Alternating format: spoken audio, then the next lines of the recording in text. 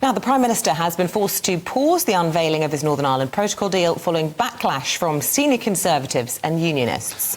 He was set to reveal details of the plan today, we believe, and is now facing a rebellion of more than 100 of his MPs, while members of the Democratic Unionist Party in Northern Ireland are pushing for further concessions from the European Union. Well, let's go now to former Brexit Party MEP Ben Habib to get his views in all of this. You can sense the nervousness emanating from Downing Street about all of this. They've sort of lost their nerve. They've been stressing about what Boris Johnson's saying. He's waded into all of this. What's your thought? OK, so before I give you my thoughts, I think it's worth just revisiting two things. The first is that the really offending aspects of the Northern Ireland Protocol are founded in EU law being applied in Northern Ireland and adjudicated by the European Court of Justice. So it's foreign laws made by a foreign legislature being adjudicated by a foreign court. That's what's really offensive to the integrity of the United Kingdom and to the people in Northern Ireland. And Maroš Šefčovič, who represents the EU in these negotiations, has a mandate to, as much as possible, mask the difficulties of trade between Great Britain and Northern Ireland, but he doesn't have a mandate to negotiate away that fundamental, foundational problem with the protocol that EU laws are applying in Northern Ireland. So actually nothing Maroš Šefčovič offers up will be sufficient to allay the concerns of, unionists in the United Kingdom, not just in Northern Ireland, but across the United Kingdom. And I think this has all got slightly ahead of Rishi Sunak. I think Rishi thought he'd be able to put some masking tape over this, reach an accommodation with Maroš Šefčovič, which hides the worst aspects of the disruption to trade between Great Britain and Northern Ireland, present that to the DUP, and he flew late at night on Thursday to meet Sir Geoffrey Donaldson and hoped to persuade Sir Geoffrey to come round to the deal. But he got pushback.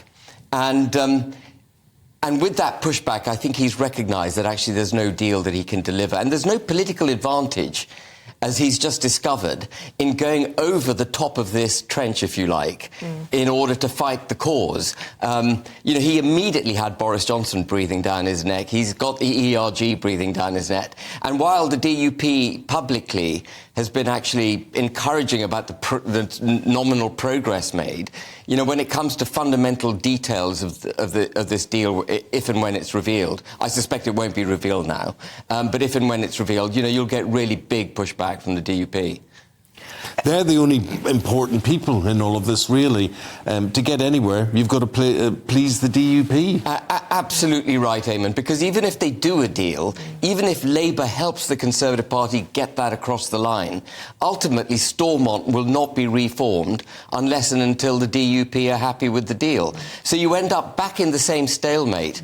It really was, I think, a miscalculation by Rishi, trying to get this thing resolved quietly, quickly, effectively giving more and more concessions from the UK, allowing this foreign legislature to make laws for Northern Ireland. And he's got the pushback, and I think what we're going to find now is this whole thing going into the long grass, where actually, Eamon, it's been for the last 3 years. Yeah. No Prime Minister. Boris Johnson may criticise Rishi Sunak, but Boris Johnson had ample opportunity to sort out the protocol. He said he was going to do it through the Trade and Cooperation Agreement when they were negotiating that, you might recall, back in 2020. Then later in that year, he introduced the Internal Market Bill, which was meant to get rid of the worst offences of the protocol, and he backtracked on that. Then they said they would invoke Article 16, which is a mechanism by which they could have suspended the protocol, and they rode back from that. No one in government, it seems, has the courage to actually bring Northern Ireland,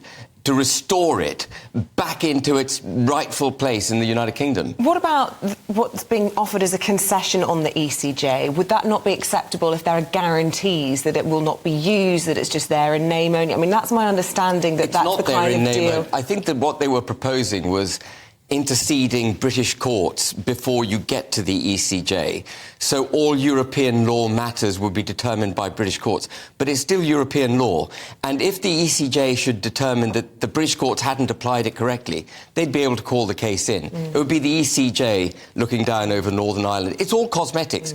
And I just go back to this point. Maros Sefcovic, the lead negotiator for the EU, does not have a mandate to vary the terms of the protocol. He can't do anything substantive. It's all cosmetic. And just very briefly, Boris Johnson's involvement in this. You're a bit cynical about this. I'm very cynical about Boris Johnson's involvement. Boris Johnson and Lord Frost created this protocol. They knew precisely what they were doing, putting a border down the Irish Sea. Boris Johnson, as soon as he delivered it, said he'd fix it. He didn't fix it when he negotiated the trade agreement. He didn't fix it through his internal market bill. But he's interested now. He's interested now because of political reasons. He's having a crack at Rishi. And that says more about the state of the Tory party than it does about Boris Johnson's interest in the United Kingdom. Okay, Ben Habib. A lot of pressure on anniversary of the Good Friday Agreement, whatever, to get something nailed here ahead of a possible visit from Joe Biden and whatever. But Ben, your thinking overall is let's not get too enthusiastic? No, I don't think there will be a deal this side of an election. There's no political benefit for either the Labour Party or the Conservatives to resolve this. They don't have any votes in Northern Ireland. There are no seats for them in Northern Ireland. For them, it's just a headache. Is it not possibly a legacy thing for Rishi Sunak? Might he decide, I'm going to lose the election next year anyway? Perhaps this would be good to go down in the history books as trying to have resolved it in the way he sees it. You would have thought so. You would have thought the British Prime Minister would have this as a top priority. It's a constitutional issue. But the 5-point plan that he came up with for 2023 doesn't even mention Northern Ireland. And that tells you a great deal about the state of politics at the moment.